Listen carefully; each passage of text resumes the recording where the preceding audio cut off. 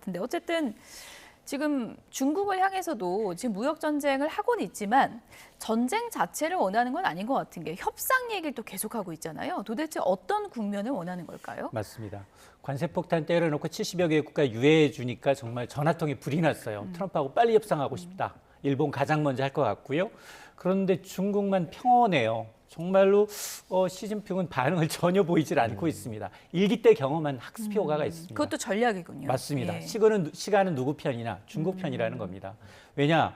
물건값 이미 2배 올려놨어요. 더 이상 여기에 100% 올려놓는다고 해서 크게 개의치 않겠다라는 거고, 중국도 굽히지 않고 압박할 카드가 꽤 있어요. 예. 기본적인 메뉴들이 있어요. 지금까지 보면 관세 똑같이 올리고, 히토리와 같은 광물 자원, 미국 기업 제재, WTO 제소, 이건 기본 반찬으로 나가는 거고, 그 다음에 최근 들어서는 애국심이 호소하고 있습니다. 미국 관광 제한해라. 예. 미국 영화 수입 제한해라.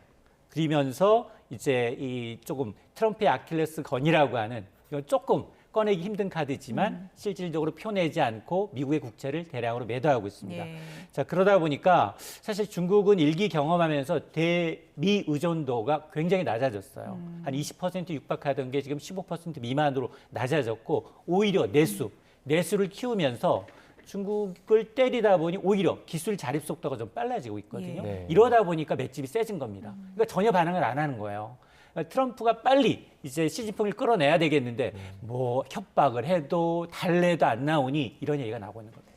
미국이 중국에 부과한 관세가 처음엔 125%라고 하다가 이게 잘못된 거다. 145%다. 이렇게 처음 보는 수치가 튀어나왔어요. 정말 세계에서 제일 잘 사는 나라가 백악관의 행정 실수로 인해서 주식값이 또 내렸습니다.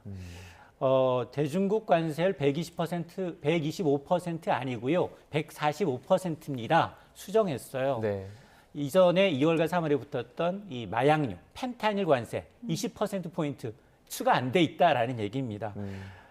우리나라 상호 관세도 번복됐잖아요. 하룻밤 사이 25냐 26이냐 오락가락했죠. 네. 여기다가 호주 무인도 펭귄만 사는데 관세 부과했어요. 호주의 관세는 10%입니다. 예. 관세 내야 될까 안 내야 될까요? 예외 없어요. 예. 펭귄 내야 합니다. 펭귄이 되나요? 펭귄 내야 하는데 예외를 적용받으려면 예. 미국령인 알래스카로 펭귄이 이동을 해야 돼요. 이사를 해야 됩니다. 트럼프 때문에 행정 실수 때문에 여러 사람이 지금 고통을 받고 있거든요.